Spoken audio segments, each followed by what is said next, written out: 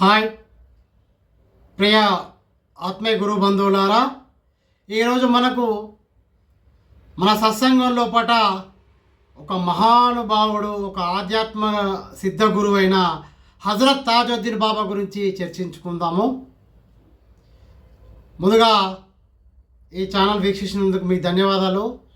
ఇది విఎస్పి భక్తి ఛానల్గా ఇప్పుడు రూపాంతరం చెంది మన భగవాన్ వెంకటేశ్వర స్వామి ఆశీస్సులతో అందరి గురువుల ఒక చరిత్రలు, ఆలయ దర్శనాలు, ధ్యానము, యోగా, అదే రకంగా ఆధ్యాత్మిక సంబంధించిన అన్ని విషయాలు కూడా ముఖ్యంగా తెలుగులో, వీలుంటే హిందీ, ఇంగ్లీష్లో కూడా ఇందులో మనకు ప్రజెంట్ అవుతుంది. మీరు గమనించగలరు. లైక్ చేయండి, షేర్ చేయండి, సబ్స్క్రైబ్ చేయండి. ఇక్కడ మనకు గమనిస్తే దత్త సాంప్రదాయం ప్రకారం మన అందరూ కూడా ఎప్పుడైతే నారాయణమూర్తి దత్తుడిగా వచ్చి మనకు లోకానికి గురువైండో, ఆ దత్త సాంప్రదాయం నుంచి అవధూత సాంప్రదాయంకి వచ్చినాడు. అప్పుడు గురువు ఉండే ఇప్పుడు అవధూత రూపంలో వచ్చి మనిషిని సక్రమైన మార్గంలో పెట్టడానికి మహాత్ములు రావడం చాలా అరుదుగా ఉంటుంది. అదే కోవలో చెందిన వారే ఇక్కడ మనకు హజరత్ తాజుద్దీన్ బాబా గారు. ఈయన 1861 జనవరి 27న జన్మించినారు. ఇతని తాజుద్దీన్ బాబా 6వ సంవత్సరంలో పట అతనిని ఒక అబ్దుల్లా షా అనే ఒక గురువు, మత గురువు వచ్చి ఆయన దగ్గరున్న మిఠాయి లోపట సగం మిఠాయి అతను నోట్లో సప్పరించి, మిగతాది ఆ సప్పరించింది ఆ మిఠాయిని తాజుద్దీన్ బాబా నోట్లో వేశారు. ఆ తర్వాత అతను ఒక 3 వాక్యాలు చెప్పాడు. మితంగా తిను, మితంగా మాట్లాడు, మితంగా నిద్రపో.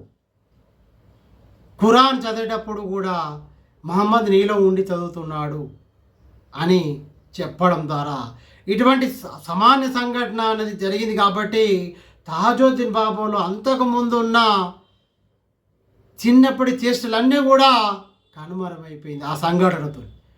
అప్పటి నుంచి అతను ఆట పాటల యందు ఇంట్రెస్ట్, విముక్తి చూపడం, ఆట ఆడకపోవడం, ఈ రకంగా చేస్తూ ఆయన కొత్త మార్గంలో పూట ప్రయాణించడానికి నాంది పలికిందని చెప్పవచ్చు.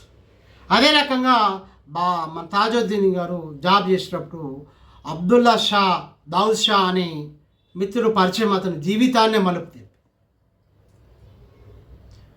ఈ రకంగా అతని ద్వారా దైవత్వం గురించి తెలుసుకొని దేవునికి సంబంధించిన గ్రంథాలు, సూఫీ గ్రంథాలు, ఈ రకంగా మహాత్ముల గ్రంథాలు అన్నిటి కూడా చదివి అతనికి ఆధ్యాత్మిక పైన చాలా ఆసక్తి పెరిగి ప్రాపంచిక భౌతిక సుఖాలన్నిటిపైన విసుగు విరక్తి కలిగి పోవడం జరిగింది. అంటే అప్పటి నుంచి అతను బట్టల మీద, ప్రాపంచిక భౌతిక వస్తువుల పైన అన్నిటికీ కూడా ధ్యాస కోల్పోవడం జరిగింది. ఆ రకంగా దిగంబరంగా దిగుతున్న వారిని చూసి పిచ్చోడు అని చెప్పి పిచ్చాసుపత్రులు కూడా వేసిన రోజులు ఉన్నాయి. కాబట్టి మహానుభావులు ఉత్తనే రారు కదా, ఏదో ఒక కళ్యాణం కోసం వస్తుంటారు. ఇక్కడ మతం కాదండి, మనకు గురువు చెప్పే జ్ఞానాన్ని చూడాలి. అతను మతానికి సంబంధించిన కోణంలో ఆలోచించదు. మతం అనేదే లేదు, అసలు మానవత్వమే మన మతం. ఆ రకంగా తాజుద్దీన్ బాబా గారు అనేక లీలలు చూపారు. అంటే ఒక పెంపుడు కుక్క చనిపోతే దాన్ని బతికించడం ద్వారా అన్ని భక్తులు కూడా ఆ సంఘటన చూసి అరే ఇతను మహాత్ముడు, మహనీయుడు అని అనేక పర్యాలు అప్పటి నుంచి తాజుద్దీన్ బాబాగా పిలవడం, ఆయనకు దగ్గరికి రావడం, పెడుతుంటే ఆ కుక్క కూడా అతని దగ్గరికి తీసుకుపోవడం జరిగింది సంఘటనలు. ఈ రకంగా తాజుద్దీన్ బాబా నాగపూర్లో పట ఆయన నివాసం మీకు తెలిసిందే. ఈ రకంగా మనకు ఇతను దత్త గురువు అని చెప్పొచ్చు. దత్త చరిత్రలో కూడా దత్తాత్రేయునికి సంబంధించిన ఏ విషయాల్లో కూడా మన తాజుద్దీన్ బాబా అతని యొక్క ప్రస్తావన వస్తుంది. భగవాన్ వెంకయ్య స్వామి కూడా చెప్తారు తాజుద్దీన్ బాబా గురించి, సాయిబాబా. ఇవన్నీ కూడా వీళ్ళందరూ కూడా మనం చూసే చూపుతూనే ఉంటాయండి. మనం ఏ దేంతో చూస్తే అట్లే. వాళ్ళకు మతాలు ఉండయి, కులాలు ఉండయి, భోగాలు ఉండయి, ఏవి ఉండయి. వాళ్ళకు నిత్యానందులు, నిత్య సత్యులు. ఎవరైతే సత్యం కోసం నిజమైన అన్వేషణ చేస్తారో వారికి ఖచ్చితంగా ప్రకటితమవుతారు. ఇప్పుడు దొంగ సన్యాసులు, దొంగ బాబాలు ఎంతోమంది చూస్తున్నారు. ఎంతోమంది అన్నీ కూడా వేషాలు వేసుకొని వచ్చి మోసాలు చేస్తున్నారు. అటువంటి వారిని మనం దూరం చేసి ధర్మాన్ని కాపాడటానికి ఇచ్చిన మహానుభావులు మన వారి చెంతకు చేరాలి. అందులో చెందిన వారే తాజుద్దీన్ బాబా. అతను ఎప్పుడు కూడా నేను మహాత్ముడు అని చెప్పుకోలేదు. అతని చరిత్రలో సేమ్ భగవాన్ వెంకయ్య స్వామి లెక్కనే దిగంబరంగా ఉంటూ, మితంగా తింటూ, మితంగా మాట్లాడుతూ, మితంగా నిద్రపోతూ ఆ దేవుని ఆజ్ఞలకి లోపడబడి పనిచేసేవాడు. అదే రకంగా మనకు అతని చరిత్రలో చెప్పేదంటే అతని లెక్క, అతను మహాత్ముడు కాబట్టి 1,25,000 మంది మహాత్ములు తయారు చేసేంత వరకు ఈ భూమితో తనకు సంబంధం తెగిపోదు అని చెప్పాడు. అంటే ఒక మహాత్ముని తయారు చేయాలి. మహాత్ముడు అంటే తాజుద్దీన్ బాబా లాంటి వారు, భగవాన్ వెంకయ్య స్వామి లాంటి వారు, మహాత్మా గాంధీ లాంటి వారు ఒక మంచి చేసే ఎవరినైనా మహాత్ముడు అంటాం. 10 మందికి సహాయం చేసి లోకానికి లోకహితం కోసం ఎవరు చేస్తారో, ధర్మబద్ధంగా ఎవరైతే ఉంటారో, సత్యబద్ధంగా ఎవరు ఉంటారో వాళ్ళందరూ కూడా మహాత్ములు అంటారు. కాబట్టి ఆ మహాత్ములలో పూట మనకు తాజుద్దీన్ బాబా కూడా ఒకరు. కాబట్టి అతను 1,25,000 మంది మహాత్ములు తయారు చేస్తా అని చెప్పి ఉండడం జరిగింది. అతని శిష్యులు కూడా మనకు ఎంతోమంది ప్రకటితమయ్యారు. ఈ రకంగా మనకు తాజుద్దీన్ బాబా ఇప్పటికి కూడా నాగ్పూర్లో దర్శనమిస్తారు. నేను నా జీవితంలో జరిగిన సంఘటనకి చెప్తాను. ఇది నిజమండి. మీరు ఎందుకంటే నేను ఎప్పుడైతే దత్తుని శరణం కోడినానో, భగవాన్ వెంకయ్య స్వామిని ఆశ్రయించినాను అవధూత, అప్పటి నుంచి నాకు ఆధ్యాత్మిక పైన ఇంకా ఆసక్తి పెరిగి ఈ ఛానల్ ద్వారా మీతోని షేర్ చేసుకుంటున్నాను. ఏదో గొప్ప కోసం కాదండి, ఏదో పబ్లిసిటీ కోసం అసలే కాదు. ఎందుకంటే వారి గురించి ఒక 5-10 నిమిషాలు మాట్లాడుకుంటే వారి అనుగ్రహం మీకు మాకు లభిస్తుంది. అదే రకంగా నాకు చిన్నప్పుడు దాదాపు నాకు 8th క్లాసో 9th క్లాస్ అన్నప్పుడు మేము పెద్దపల్లి జిల్లా అంటారు. అప్పుడు కమాన్పూర్ మండలంలో నేను 8 నుంచి 10 తరగతి చదివేటప్పుడు ఒకానొక సందర్భంలో బస్ స్టాండ్ లోపట బస్ ఛార్జెస్ లేనప్పుడు ఒక ముస్లిం, అప్పుడే మేము తాజుద్దీన్ బాబా ఫోటో తీసుకొచ్చి మేము ప్రార్థన చేసేవారం మా ఇంట్లో, మా అమ్మ వాళ్ళు ఇట్లా అందరూ.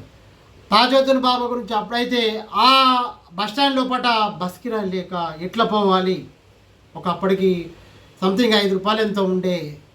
అంటే నిజంగా మీరు చెప్తారో నమ్మరో కానీ ఒక ముస్లిం అనే అతను తెల్ల దుస్తులు వేసుకొని, తెల్ల క్యాప్ పెట్టుకొని, ఒక బ్యాగ్ పట్టుకొని వచ్చి, బేటా నువ్వు కమాన్పూర్లో పోలీస్ ఆయన బిడ్డవు కదా అని అన్నాడు. మా నాన్న పోలీస్ చేస్తాడు కాబట్టి పోలీస్ ఆయన బిడ్డవు కదా అంటే అవునండి అని. ఇక్కడికి ఎట్లా వచ్చావు అంటే నీకు బస్కి వెళ్ళిపోదామంటే ఇంకో పట్ట బేటా అని ఇచ్చారు. అది నాకు అప్పుడు ఆయన ఎవరో గుర్తుకు రాలేదు. ఏదో మా నాన్న తెలిసి ఉండొచ్చు అని అనుకున్నా అంతే. తర్వాత నాకు అతను పోయిన తర్వాత గుర్తుకు వచ్చింది. ఇప్పుడు నాకు ఎప్పుడైతే నిజమైన ఆధ్యాత్మిక రంగంలోకి వచ్చినాక అది వచ్చింది ఎవరో కాదు, సాక్షాత్తు తాజుద్దీన్ బాబే.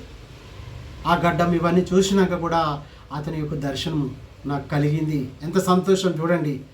నిజంగా అది అంటే మా నాన్న తెలిసి ఉండొచ్చు ఎవరికైనా, పోలీసు కాబట్టి జనరల్గా. నేను ఎందుకు తెలుస్తాను, చిన్నపిల్లని లేదా అప్పుడు ఆ కాలంలో 8th 9th లోపట. అంటే చూడండి, గమనించండి, వాళ్ళను నమ్ముకున్న వాళ్ళ కోసం వాళ్ళు ఎట్లయినా వస్తారని. ఇది నిజమైన సంఘటన. అదే రకంగా నేను మనకి ఈ మధ్యన వకీల్గా చేసినప్పుడు నాగ్పూర్ కోర్టుకు పోయానండి. 2021-22 మధ్యకాలంలో. అప్పుడు పోయినప్పుడు కూడా నేను నాగపూర్ దర్గా, అక్కడ దర్గా ఉంటుంది నాగపూర్ లోపల.